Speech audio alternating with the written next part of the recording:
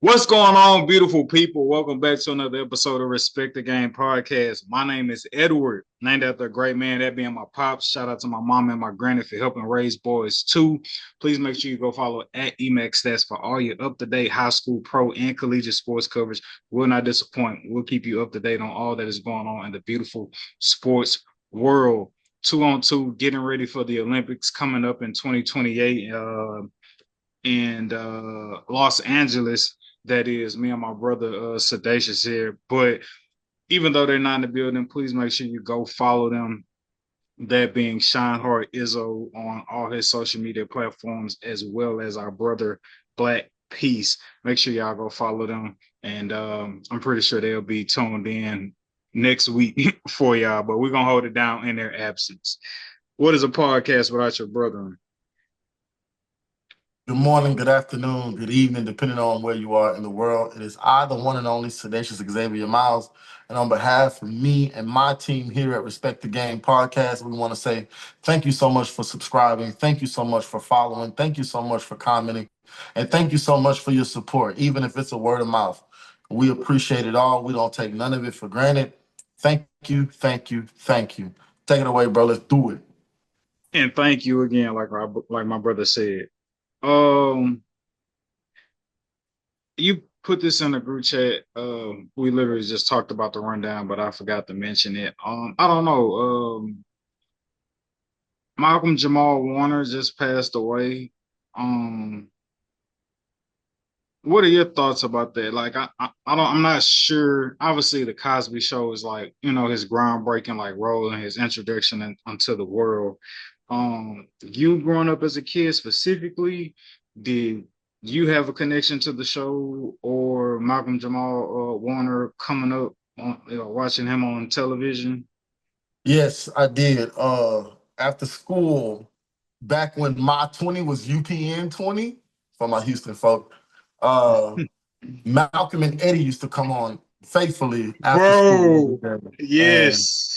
And that's how Eddie Griffin became my favorite comedian because I kind of watched him. It was like Foolish, then Malcolm and Eddie, and then everything he did after Malcolm and Eddie. But since Eddie was somebody I was entertained by, him and Malcolm complimented each other so well on the show that it's just something that's near and dear to me. As far as nostalgia goes, your upbringing, the jokes, the anecdotes, the settings.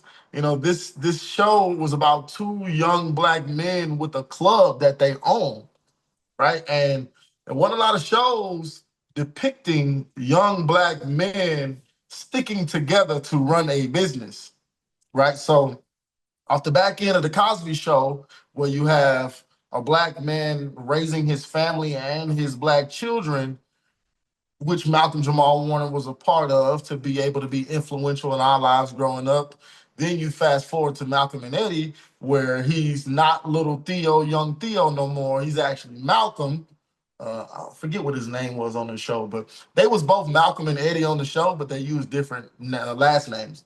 But Malcolm on the show with Eddie would kind of be the voice of reason for the couple. It's like Eddie was all crazy and sporadic and an X factor wild card, and Malcolm was always put together, calm, reserved, the voice of reason, the voice of logic. So there's a lot of things that Malcolm said to Eddie, or just Malcolm said on the show, that kind of, I ain't gonna say it like molded me to be the man I am, but everything that I was able to be privy to growing up, I felt like made me who I am today. So I want to say rest in peace to that brother. I'm praying for his family, his friends, his kids, if he had grandkids, because to us it ain't nothing. Somebody famous passes away, it ain't nothing to us because our day don't change, our life don't change. But they are humans just like we're humans, and they're leaving behind other humans that loved and cared for them. So I just felt I wanted to use my platform to be able to highlight this moment in time, just so that people know that Respect the Game will always respect the game. That's past, present, future. You know, here today, gone tomorrow. We're gonna always respect the game. So rest in peace, Malcolm Jamal Warner. And thank you for your service. Thank you for your laughter. Thank you for your entertainment. Thank you for your life lessons. Man, and speaking of life lessons, one of it's believed to be Malcolm Jamal Warner's last video posted on social media before his passing, and I just wanted to I wanted to cue that up for the listeners and viewers out there. So take a listen to this. What's good? Yes, I got the flower in my hair. Today's my daughter's birthday. She put the flower there, so I'm rocking it. What? It's a beautiful day here in Atlanta. I just wanted to shout out and just spread some love and some good cheer. And you know, life is out here lifing, right? For me and for everybody else. But just wanted to remind you, as I remind myself, that no matter what's going on, there's always a reason to smile. Like if you just take a minute to stop and take stock, I guarantee you can find at least one reason to smile. And if for some reason you can't find a reason to smile, then that's probably the best time to be the reason for somebody else to smile. So, find a smile for yourself and be a reason for someone else to smile. That's all I got. Listen to love because it's been a minute. Peace and love. Yeah, man. Beautiful message. Beautiful, beautiful, beautiful message. And way to obviously beautiful message, man. Beautiful message. Beautiful message. And for that to be the last thing that you have to say to the world, you know, kind of, I guess it's a telltale of who you were while you lived your life, what you were busy doing while you were here. Certainly, bro. Yeah. All right. Moving Time for some on. bonus. Now to the shenanigans, paying respect to Malcolm Jamal Warner. Now let's get to the shenanigans. All right. So when you think about it, when you think about last week's episode, as unfortunate as it is for our brothers not to be here, what better to under the circumstances of last week's episode than there to be me and you eye to eye with no interruptions? Mano y mano. Mano y mano. What better way to have it for the people tonight on tonight's episode? All right, so if this is in fact your very first time listening to the Respect the Game podcast, I'll also say go back and listen to last week's episode titled Back from Vacation. And yeah, last week's episode was fun. Got into heated debate behind the Clips album. Is Drake still on top? Is he still the champion? Is people checking for the Clips? Ain't nobody listening for the Clips. I thought it was blasphemy. You, Izzo, Black Peace weren't apparently even checking for the album, or life was just too much busy for y'all to not even be concerned with the album. Thought it was utter blasphemy. You, and talking to you now, the statement that sticks out to my head now is when you said last week, yo, the Clips, one of the reasons ain't nobody checking for the Clips album is because they're trying to brand it and market it and push it off the back end of Drake's beef with Kendrick Lamar, which I expressed how I felt about that. But since then, since last week, you as a Drake stan have listened to the Clipse album, which I applaud you for, because I still believe there's 98% of Drake stands out there who still have not listened to the Clipse album. Being Probably. a Drake, being a Drake stan, now haven't listened to the Clipse album. What is your review of the Clipse album? Let God sort them out. So if we're being technical, they had really good cadences, really good beats.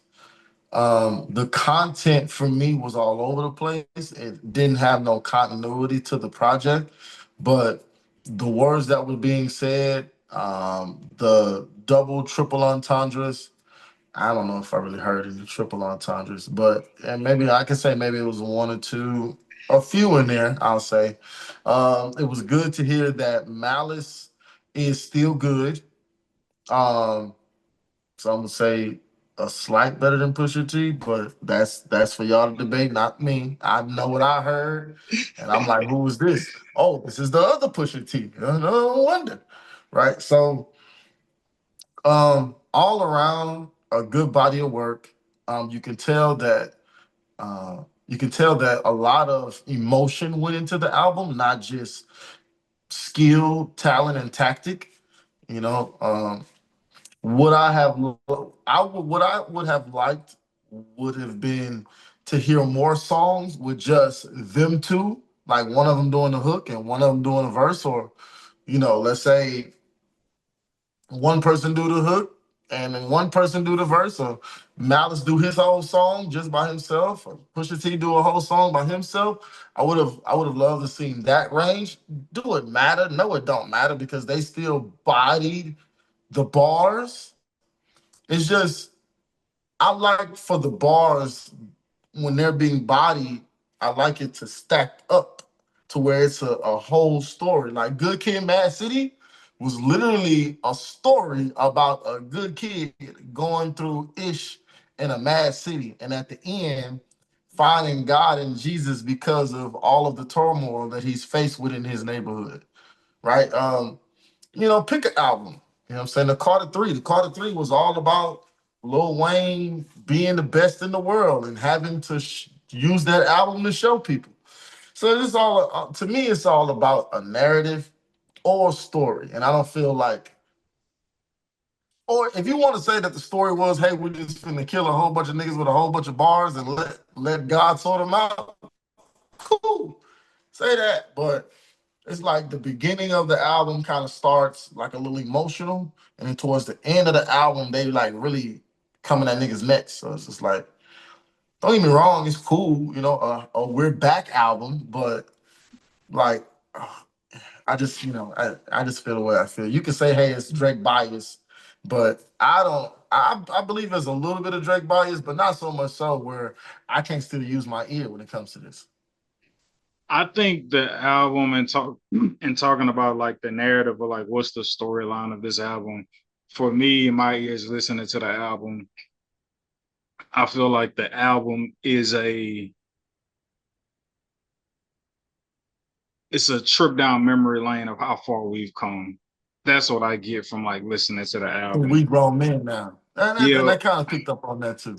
yeah, like we grown men now. Look at all that we done and made it through, so on and so forth. And like by the grace of God, we like literally made it after all we done seen and witnessed other people like not make it. So that's the narrative I see within like the structure of the album of like, let's take y'all down a trip down memory lane of like where we were and where we are now.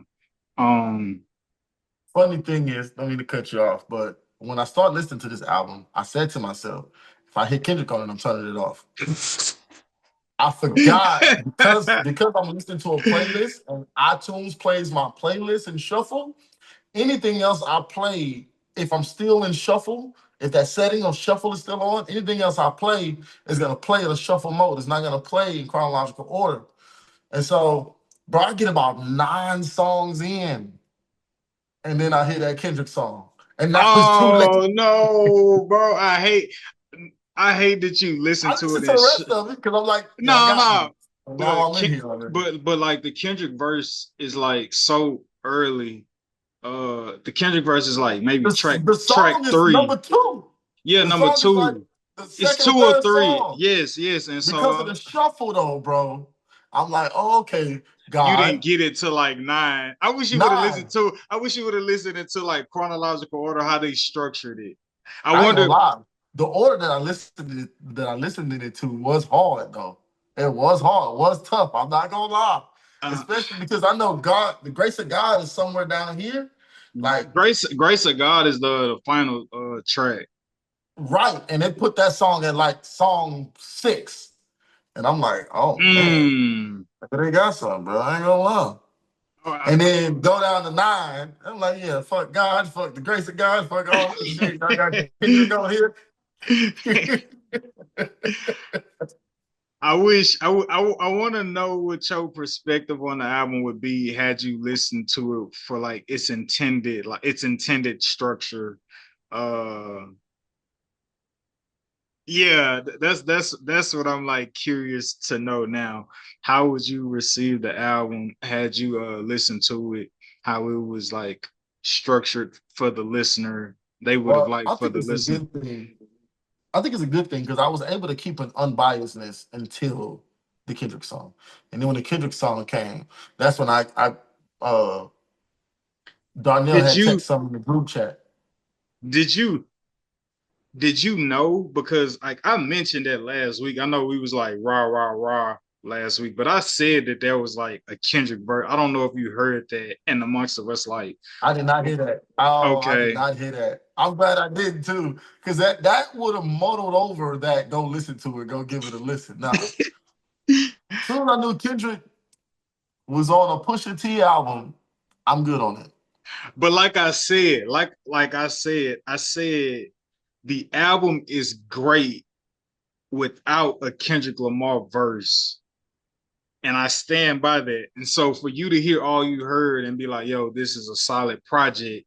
And then you get to the end, I'm sure you was like, who at that point it's like, who gives a damn about Kendrick? Like you niggas tricked me. I didn't know Kendrick Yeah, was on here. and I was, and it's crazy because I had to go and look. I had to go and look, and I said, why is it playing the third song, and I'm on song 9, and I'm like, oh, because that's actually song 3. I'm on shuffle. So y'all coming in with this Kendrick bullshit is what y'all doing.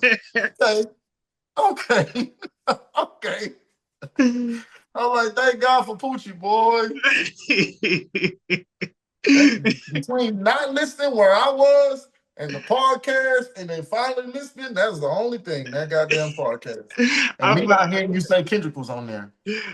Yeah, because I text you with that follow morning, and I was like, "Hey, nigga, you better listen to the album." You actually gave it okay, did you listen to it? Because when you text and you was just like, "I listened to it, I give it a 6." Obviously, I still felt that to be egregious, and not because you gave it a 6, Yeah. No, but I give it like an 8. okay. At the time when you said 6, I was just like, bro, you only listened to it one time, and on top of that, I didn't even know you was listening to it on the shuffle. So had I known you was listening to it on the shuffle, or had we like had the time to like chop it up during the week, I would have been like, no, go back and listen to the album in order, and then you know what I'm saying. But I'm glad that I'm glad that people. I'm glad we get to have this conversation, right? Because though you're somebody as my brother who I know fairly well, like to believe I know fairly well, who's very like, or can be very stubborn.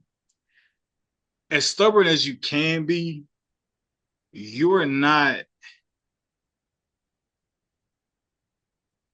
opposed to listening to the other side. No. And I think that's the problem with a lot of stands is they could give a fuck about even if it's gold that you're offering from the opposing side that, hey, this information could help you or this information may be suitable for you, They could care less. They don't care. They're going to die in their standum.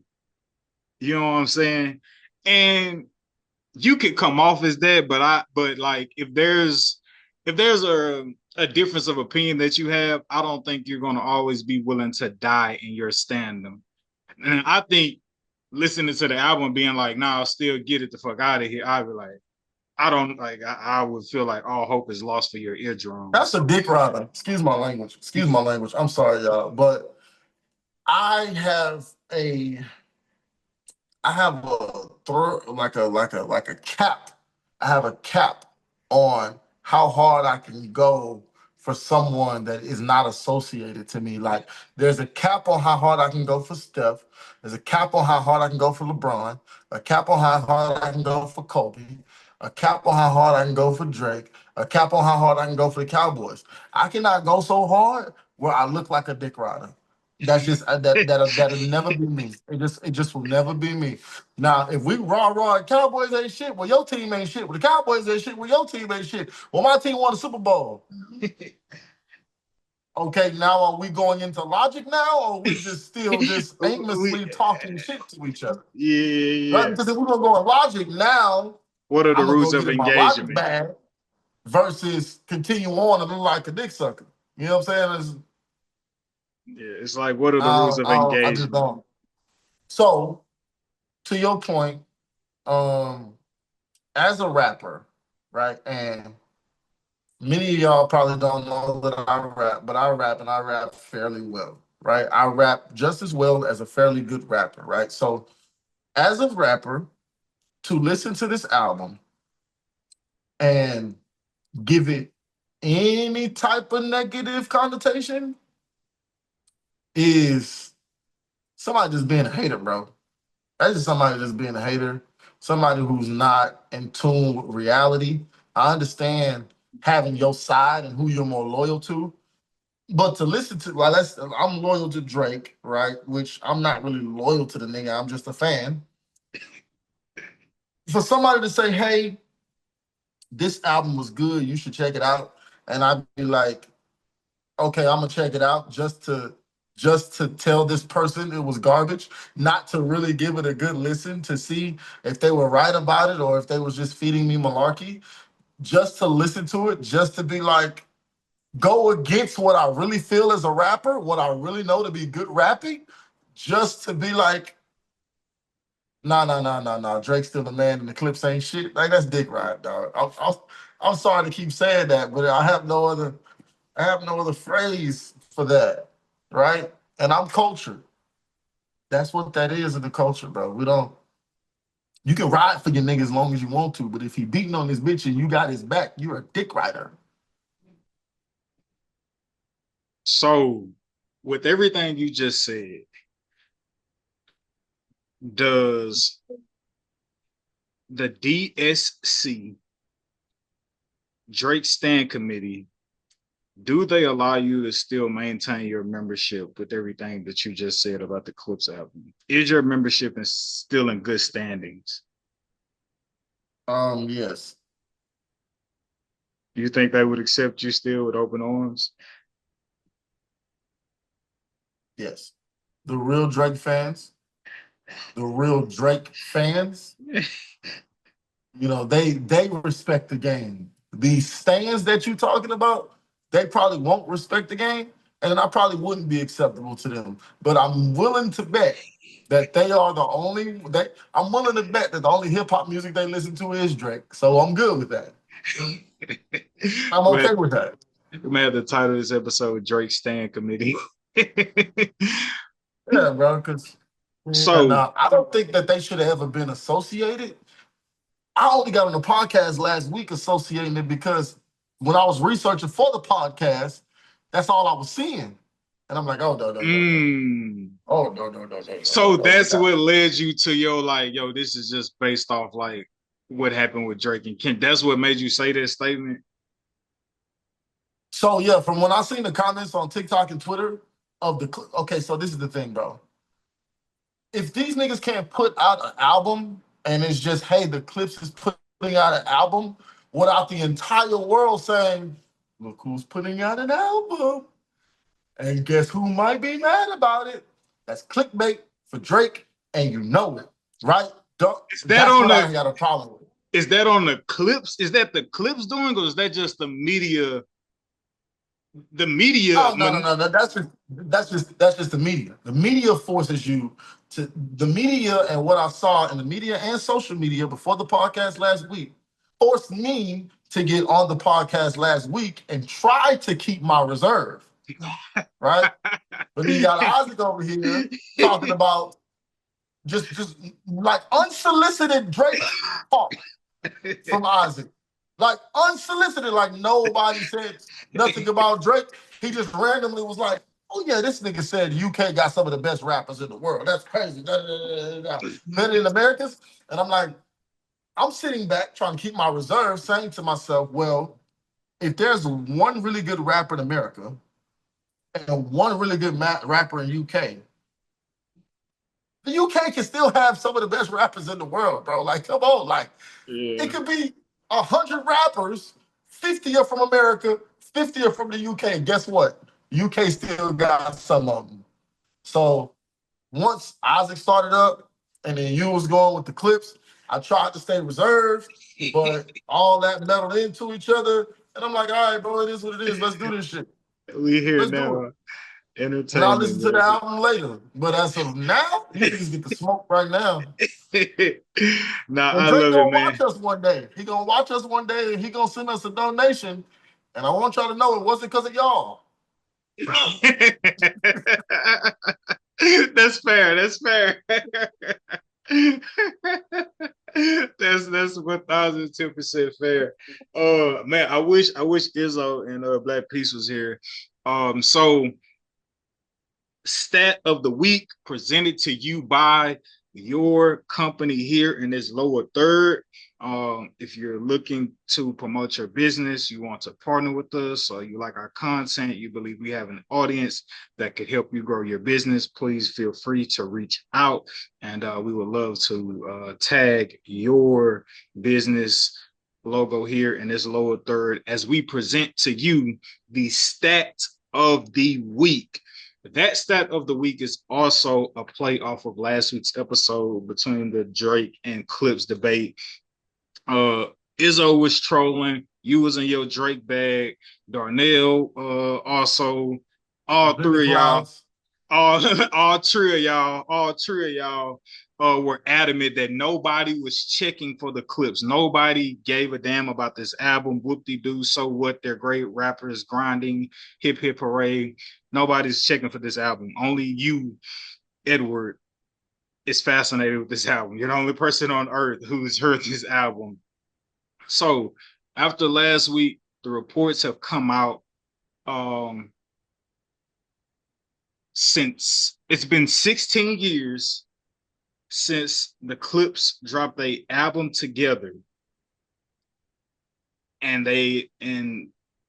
with the 16 years that have passed, Lord, let God sort them out, hit 116K sales in the first week, on top of charting at the number 4 spot of the Billboard 200 in their first week.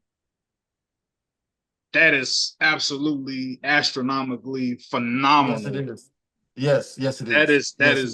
That is sensational. And you got to give the flowers to that, bro. Because at the end of the day, it's about the money, bro. It's about the money and the production. The production that's going to yield you the income. These guys have put themselves in a position. If their kids were eating for the rest of their lives, they're now putting themselves in a position for their kids' to eat off of royalties for the rest of their lives. And you ain't gotta tell me. I'm willing to bet that they did this album independently. You ain't gotta tell me. This is true. This is true. Right? Because everybody's taking the Nipsey formula and then putting it now. We're not doing that no more.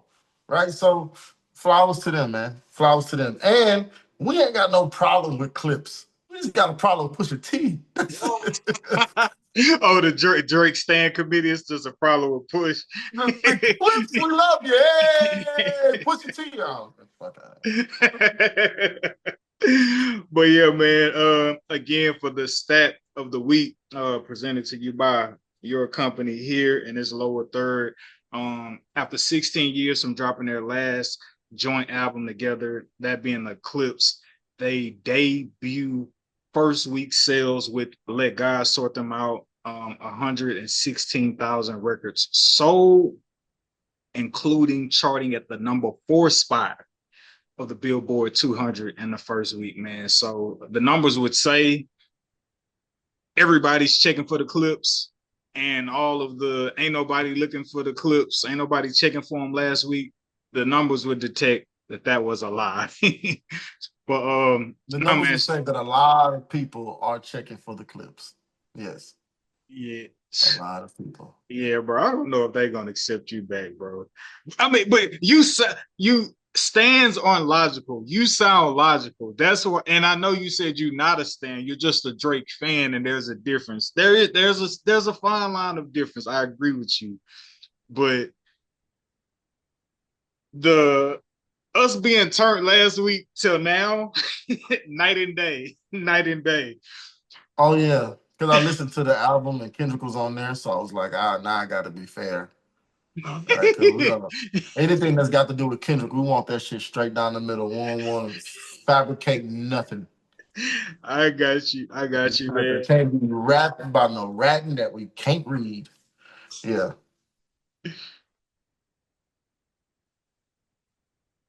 Oh, it's time to end it off with a bang. I already know what you're finna bring up. I Real. cannot wait.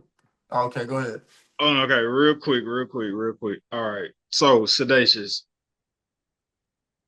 if this is all hypothetical,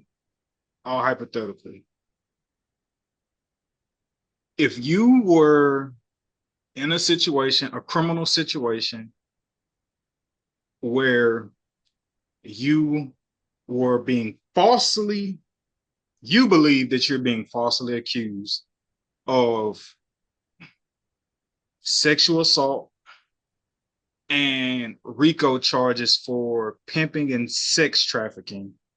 If you had all of those charges pent up against you, which you believe to be, not true, you feel like you were innocent, and you were in a situation where the district attorneys, the prosecutors offered you a deal.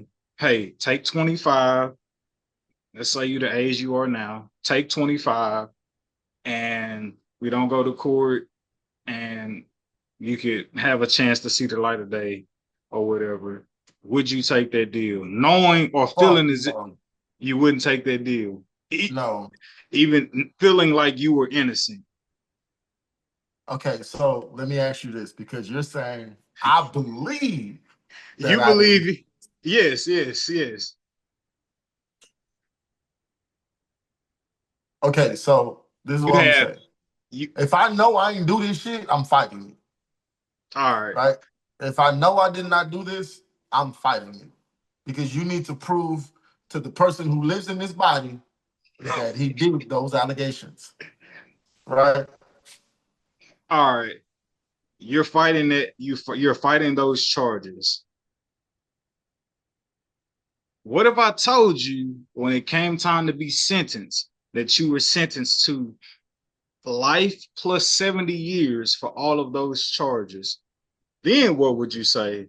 Would you, if knowing what you know now in hindsight, would you snatch and grab that 25? Or would you just take it on the chin and feeling like, hey, I got dealt a bad hand? In hindsight, that's a no-brainer. In hindsight, you take the 25 because you parole out for 15. It's all good. But yeah, that's only in hindsight though. Because if we innocent until proven guilty right now, oh yeah, we taking that all the way to trial. All the way to trial. I say all that to say, rapper Cash Out. You may know him. Got a condo on my wrist, girl. That guy, right? Fucking dummy. Yeah, man. He gets charged with sex trafficking, RICO charges on sex trafficking, pimping, sexual assault, uh, eight as well. And he was adamant, hey, Your Honor, I ain't do these things. The women who y'all had come on the stand and testify, there's documentation, text messages that like they've been in conversation with me, like I haven't posed myself as a threat to them, that so on and so forth. And he was offered 25, took it to trial, got life plus a 70 ball. Um, That's and because you did that shit. That's typically what happens. They give you the plea when they got you. When they got you, this is your last opportunity.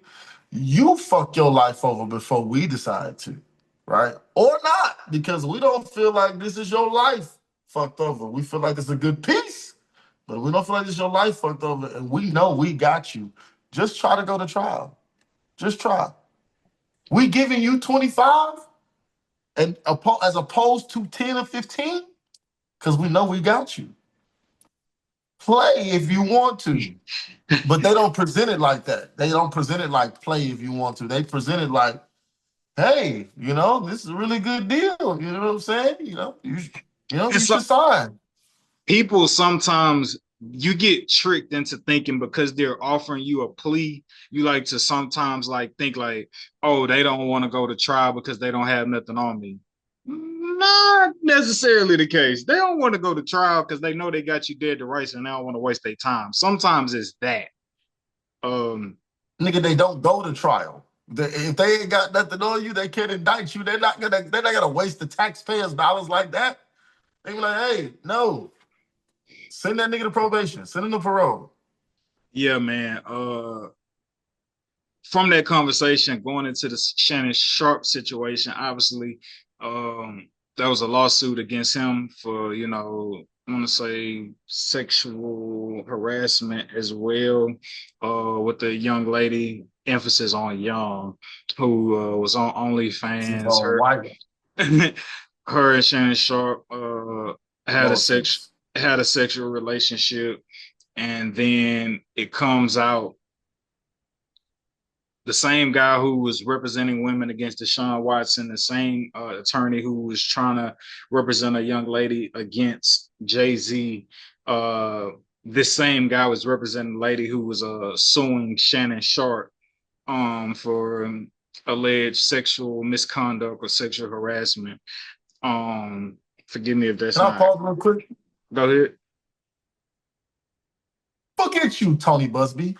That's all I got. Go ahead. So it was reported that this lady Tony Busby, they was suing Shannon Sharpe for 50 M's. Mm-hmm. It's now being reported that they came to a settlement, and after coming to that settlement, the young lady has retired from OnlyFans. Do you think them reaching a settlement and her retiring from OnlyFans, do you think she got close to 50 mil, or how life changing do you think the money was that she got in the settlement? She got at least half. You think she got at least 25? She got at least Yikes. half. She got at least half. There's something that Shannon Sharpe. It's an I that he didn't dot or a T that he didn't cross that caused for there to be a settlement. It's like you got a pretty strong case, but this one dot on this I, this one cross on this T could really crack it in half. And when his defense came up on it, it's like, all right, let's settle so we can keep making money. We're gonna have her sign an NDA so she doesn't have to say why she settled, how much money she got, so it could just go away and we could continue with Nightcap, First Take, Club Shay Shay, keep raking in the dough, Shay by Laportier, keep raking in the money, because after we pay this 25 million to her, or 15, 10, whichever one to call, We got to recoup that some kind of way. And it's just good business. It's really good business.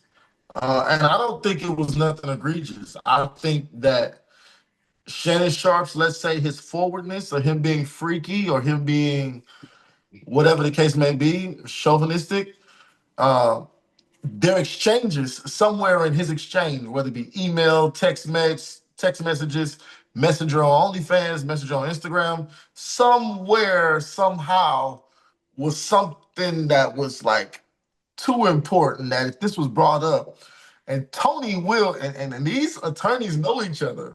Like, you know what I'm saying? They fight each other in court, go out to eat with each other after court. So they know each other. So they know, hey, this nigga Tony, he don't play. So if he finds this out that we know, you'll have to pay more than 50 mil. So let's just sign off for this little 15, 20, 25. I say half, but I'm gonna say half and somewhere in between there. Let's sign off for this real quick.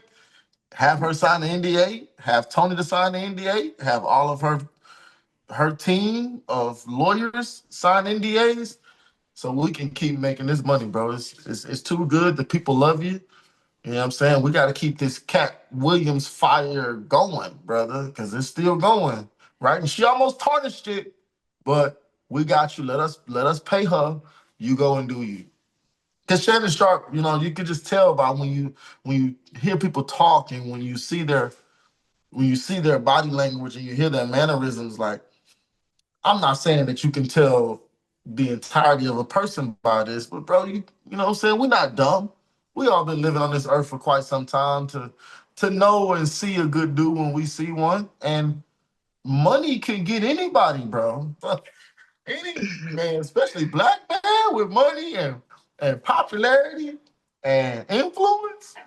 Come on, man. One of them is let us keep living. They gonna catch up with us. That's why I'm married, y'all. That's why I'm married. I'm locked down. I don't have time. So when I make my money, I already got the woman I'm gonna give it to. You know what I'm saying? So Shannon Sharp, find you one, bro. I know you like them young, but they gonna hit you in the pockets, brother. Man, and whatever, I was just thought like whatever the settlement may be, like times that 3 or 4, his attorney, like, but hear me on this. You covered, you know what I'm saying, just like the discipline and like being careful and mindful, like who you dealing with. You covered that angle. But man, bro, one of the angles that stood out to me the most in this Shannon Sharp situation is the importance of having your own. Because if Shannon Sharp doesn't have Club Shay Shay, doesn't have Nightcap, which I'm sure, you know, generates, you know, a healthy amount of income for him. When ESPN say we done with you or put you on pause till you figure that out, like you're sitting stagnant, or you may not necessarily know where your next dollar of revenue, so on and so forth, is going to come from. And so I've paid attention to how, though he's going through these egregious character assassinating claims, and ESPN is saying we'll figure it out later, he's still able to show up to work because it's his place of business. And that's something that stood out to me, and that's a lesson that I've paid attention to throughout the storm of the chaos and how nasty this situation is just like, if you can build your own, can't nobody take it from you. You know what I'm saying? Like, this is I want to ask this question because this wrecks my brain every time I think about it. Before Shannon Sharp, Fox News reported that there was like a makeup artist lady being offered money to have sex, right? She said, Joy Taylor did something to me, Skip Bayless did something to me, and this other chick that works there did something to me. And another higher up. And I'm like, how come we ain't heard nothing else on that story? Like, I'm talking about, they all was in it. Skip, Emmanuel Acho, Joy Taylor, this makeup lady, and another big wig from Fox. Like, all of them was in it. And it's always so funny to me how evidently Shannon Sharp having to pay a settlement and a black man's demise is gonna hit the blogs no problem. But I gotta go and research and research and research and research to figure out what happened with this Caucasian lady who was a makeup artist. And I'm just gonna throw Skip Bayless. I don't even care about Joy Taylor and Manny Wacho. Skip Bayless. Like, whatever happened with that, right? But Skip is still on Fox Sports. I see that nigga on Twitter every time I open my Twitter. He got his own little Skip Bayless show. Ain't nobody watching that shit, nigga. Stop it. Right? So I'm like, bro, like, I hate the signs that America gives me that says to me that my skin color is less valuable than someone else's, brother. I hate when America has a blaring sign for that, dog. It's like you can turn your head either way, any way you want to. It's just like all around you. Hey, young black man. They don't F with you. They don't F with you so much so that you can go play football, become a Hall of Famer, retire, become a great sportscaster, and we still gonna try to find a way to drag you down. Nigga, we don't give a damn about no cognac, no club shay, no nightcap, none of that. Man, purses, dumbbells, glasses, we don't give a shit. And it's like, man, y'all need to watch what they're doing to Shannon, bro. And he's the best of the best of us. He's the best. If you let me tell it, Shannon will be more like me and you. Well, not like me and you, because like we G's. That nigga like a square. He like a whole L7. Right? But you ain't gonna catch me messing with no one, you ain't gonna catch me cheating on my wife, but definitely ain't gonna catch me messing around with nobody close to the age of 19. You a stand-up black man. You need to go find you a stand-up black woman, bro. Because when she eats your booty, she ain't gonna tell nobody. Right? That girl got it in the text message where you told her you wanted your ass ate. You said that for real? Or you? I don't know. I'm just saying. I know old black dudes are freaky.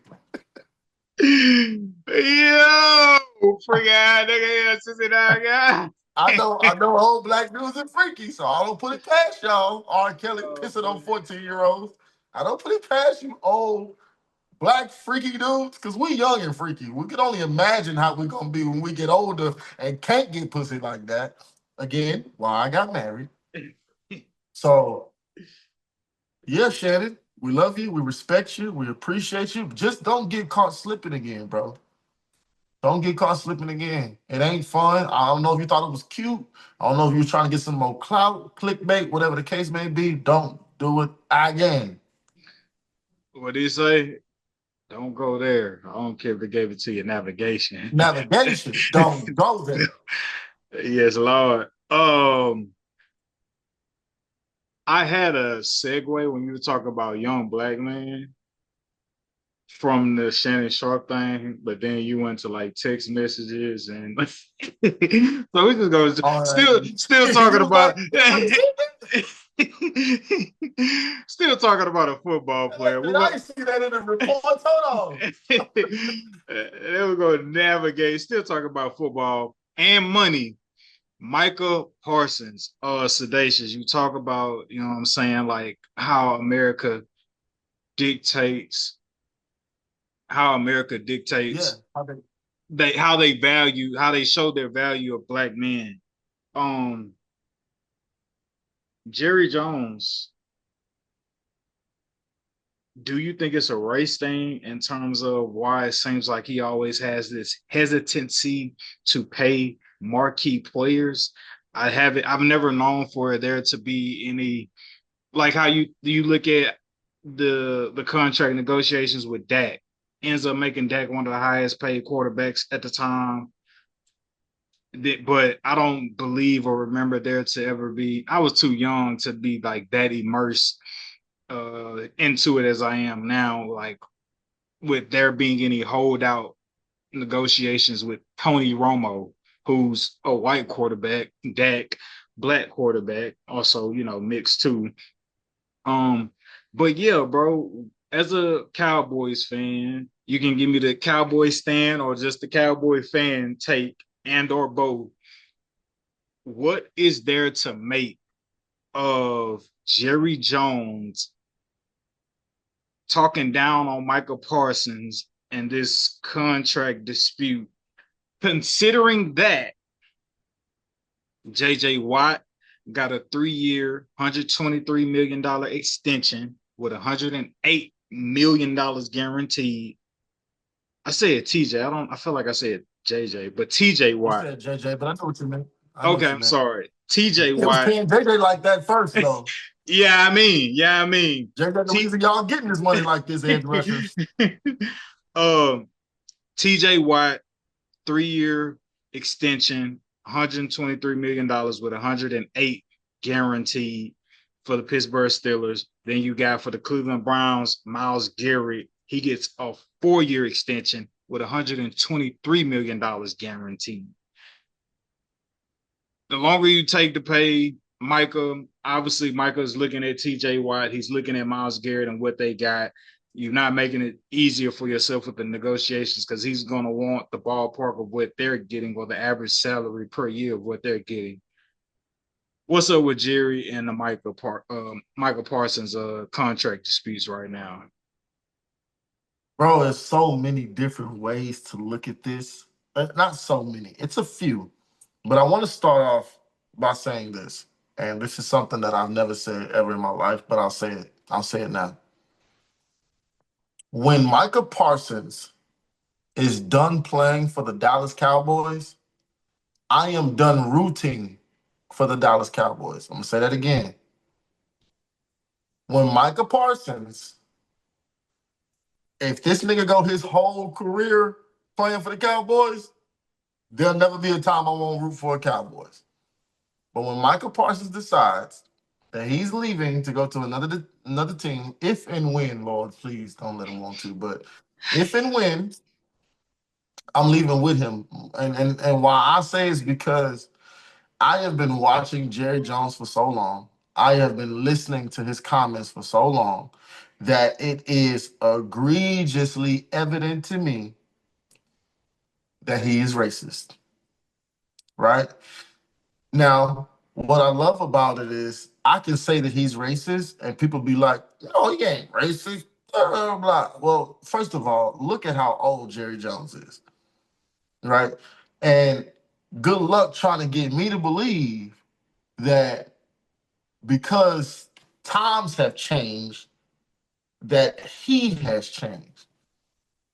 Now, the regular blow Joe working at the steel mill, who was racist, and now he got some black co-workers and realized black co-workers are actually cool and fun and not in his family, that nigga ain't got Jerry Jones money to stay in the same mindset and mentality Jerry Jones has stayed in since he bought the team and however long, right?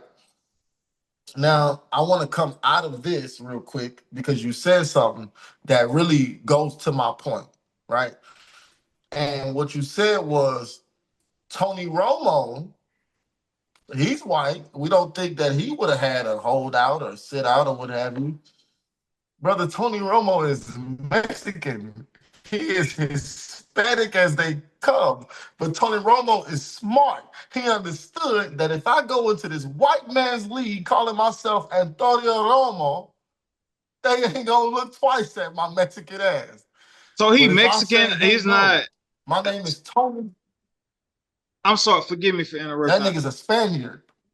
Okay, I would have thought Italian, but okay, I'm sorry.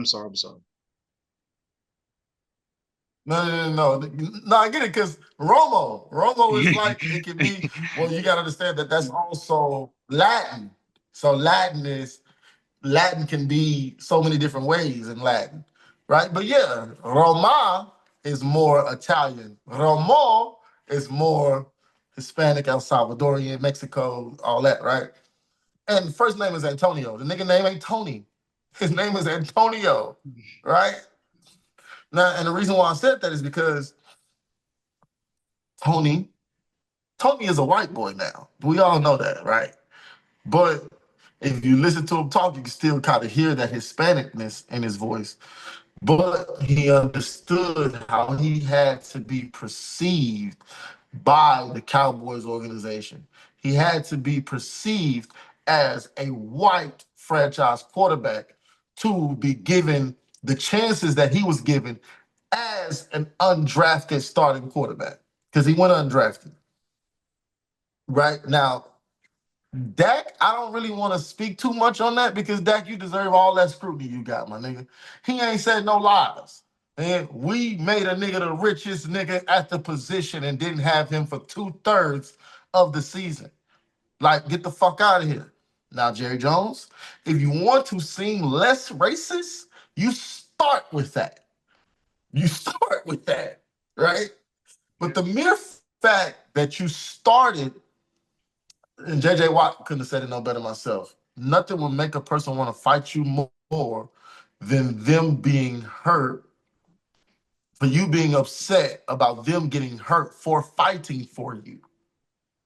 Like, that was so profound. And it made me feel like, oh, okay, Jerry Jones, you really on some slave master shit for real right now.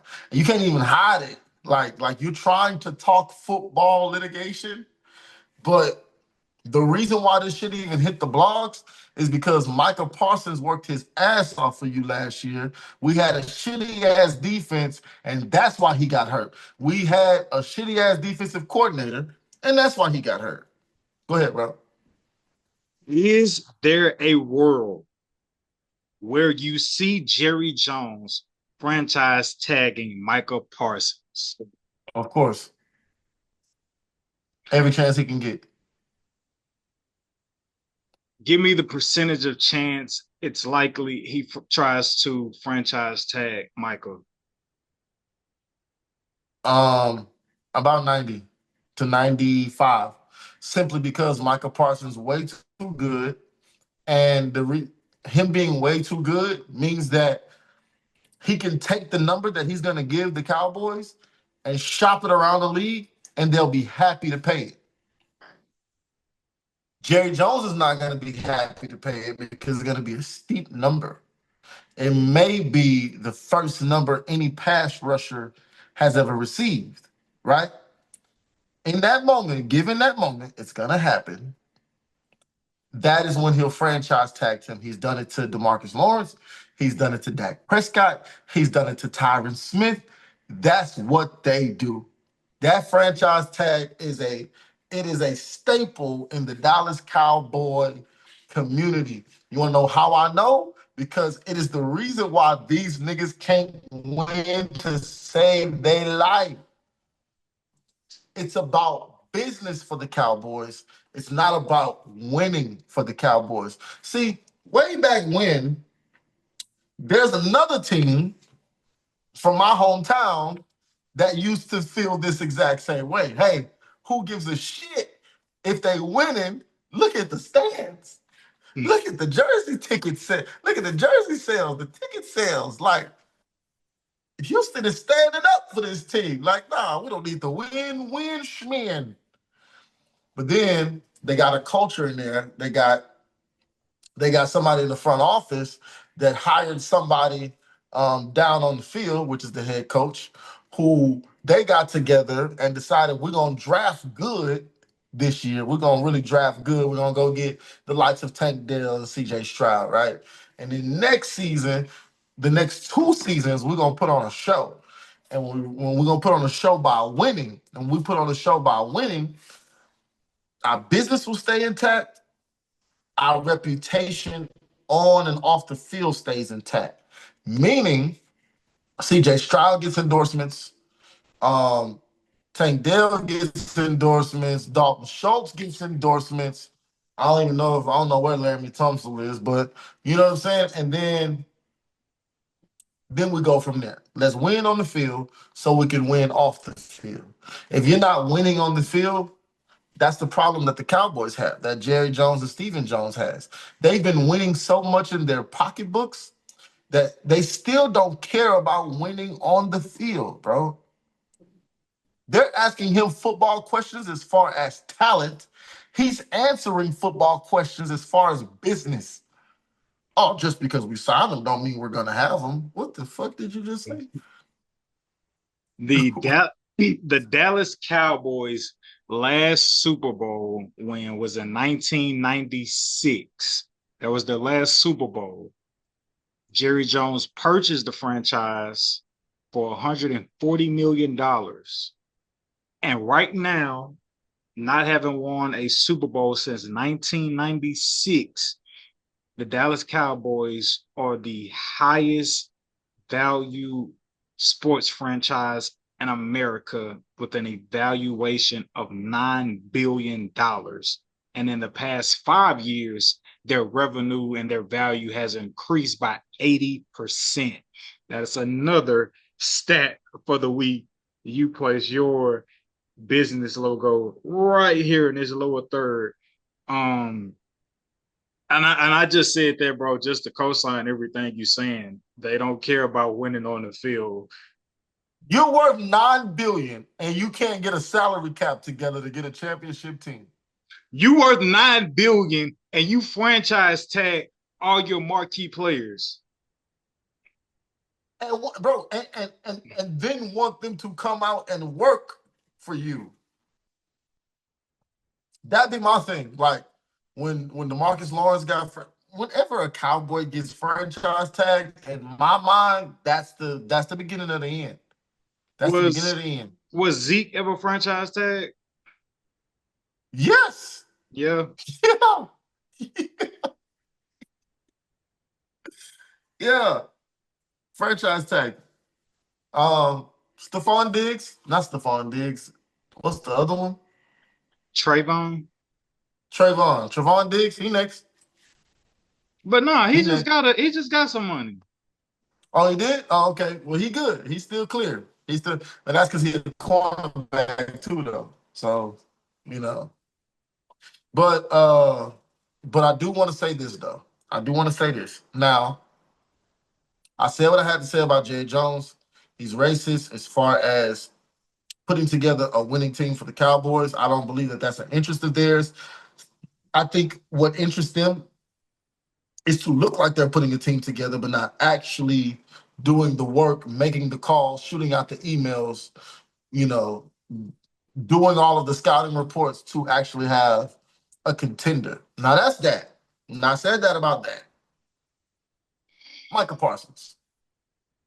Here's my problem with you. And I don't really have a problem with you. It's kind of like an inquiry. I saw your college tape. And 50% of your snaps, you were in a 2-down stance.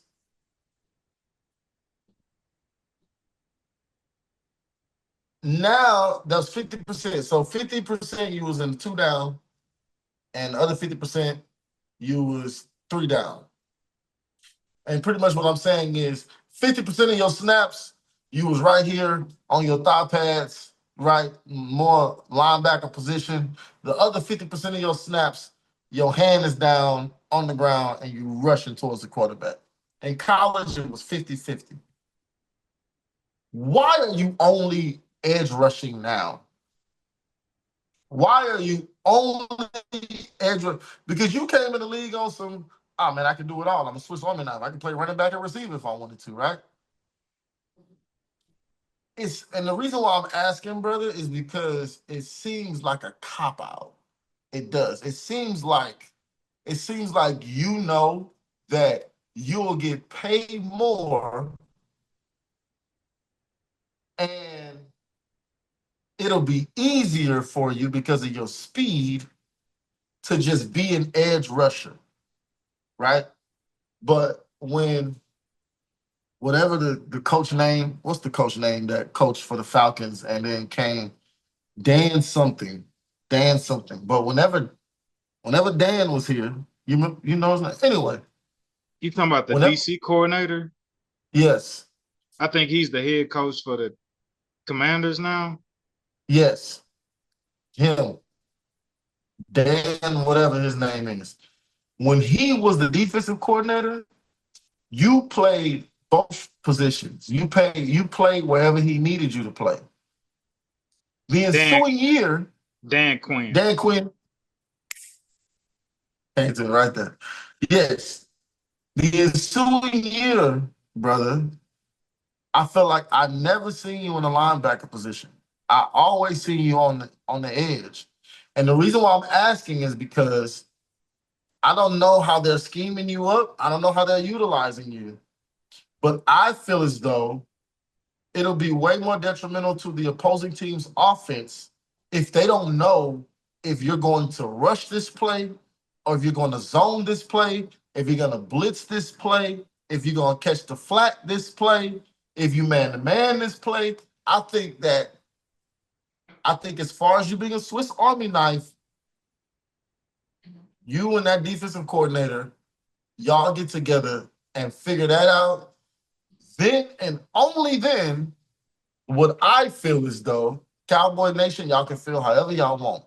Then and only then when I feel as though that number you getting ready to bring to the Cowboys that no pass rusher has gotten, then and only then would I feel like that'll be justified. Because right now, I feel as though you should not get paid more than TJ Watt. You should not get paid more than Nick Bosa. You should not get paid more than Max Crosby right now. If we're going strictly off edge rush production, right? You should be getting paid more than DeMarcus Lawrence. But that's DeMarcus Lawrence. But anybody else? No, bro. No. Myles Garrett. You should be getting paid more than Myles Garrett, bro. Because that nigga's a superb pass rusher. You're really good. You're really good at rushing the passer. Really good. Like, I'm talking about not even above average. Like, the above average niggas, you above them. But as far as it's only two elites, it's TJ and that's Myles. I don't think until you can do something that they not doing, be on the edge, be in the backfield, be on the edge, be in the backfield, then maybe, just maybe, you would deserve that money. But it's just a question, bro. I'm not mad. I'm always support you. I still feel like you're the best player on the whole team at your position. So I'm rocking with you. It's just, I saw you at Penn State, and you wasn't rushing the quarterback every time, right? You was lining up the running back to beat him to the pylon sometime, or lining up the running back to beat him to out of bounds, or beat him to the flat and make the tackle. How now all you want to do is rush the quarterback? You like the nigga playing basketball that's always snowbird. You gonna play some defense one day? So Max Crosby got a 3-year contract extension with the Raiders worth $106 million with $91.5 million of it guaranteed. Yeah, and rightfully so. He worked his ass off. TJ Watt worked his ass off. Nick Bosa worked his ass off. Myles Garrett, come on, he was Defensive Player of the Year. Should I say more? Beautiful people, if you're somebody out there, you're looking for a podcast home, right now is the time. The podcast doors are open. You need something in your eardrums to get you to work. You need something to listen to while you're working out. You're going on a brisk walk, whatever the case may be. You just need some type of sports content, some type of pop culture content to just pierce your eardrums as you're trying to kill time, maybe background noise. You driving 500 miles today. Our truckers, our on-the-road truckers, our pilot drivers, our couriers, you got a game today and you headed to the game, our bus drivers, everybody in transportation, we like to welcome you right now. We like to welcome you. Flight attendants. Who else are we leaving out? If we're leaving you out, we'll make sure we get you the next episode. But nonetheless, we're gonna get you next week. Hey man, the podcast doors of the podcast are open. To join, all you got to do is hit that subscribe button, If that's too much for you, all you got to do is hit the like button. If that's too much for you, all you got to do is share. Hit the share button. Share this with a friend to tell a friend so that friend can tell that friend. And we could all be friends. We don't take y'all listening to us for granted. This has been another great episode. And we look forward to producing another great episode as you come back again to listen to us. We love you, beautiful people. This is the Respect the Game podcast. And we will see you. Wait a minute before we go. I almost missed a golden opportunity. Heisman Trophy winner from Colorado. #1 overall draft pick in the NFL this season. Shout out to Travis Hunter for showing the podcast some love. Shout out the podcast. We on a legendary run right now. Versus LeBron, Steve Nash, Mind the Game podcast. Then on the pivot, shout out to those guys. Travis Hunter, he shots us out on the podcast, man. We only getting better and better with the shout outs, man. So appreciate all the athletes out there, all the professional athletes out there showing our podcast some love, man. Yeah, man, we growing. We getting bigger and bigger day by day, man. Just continue. We try to keep our excitement. I know we acting like it's just regular, but we excited.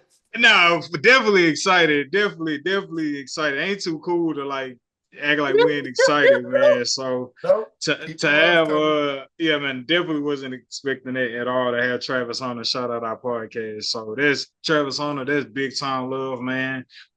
Even though you the ops, you know what I'm saying, playing for the Jags, AFC South. It's still love, man. Appreciate you, man. I wish you the best this season, except for when you playing against the Texans. But thank you, Travis Hunter, for shouting out the Respect the Game podcast.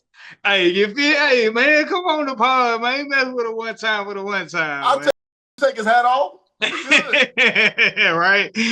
No, look, I go get an Astros cap. You know what I'm saying? You know what I'm saying? The boys get a cut. You know what I mean? But Travis Hunter, shout out to you for listening to the Respect the Game podcast and shouting us out on the pivot. Truly appreciate it. Don't take it for granted, man. And to our listeners, we will see you beautiful people next week.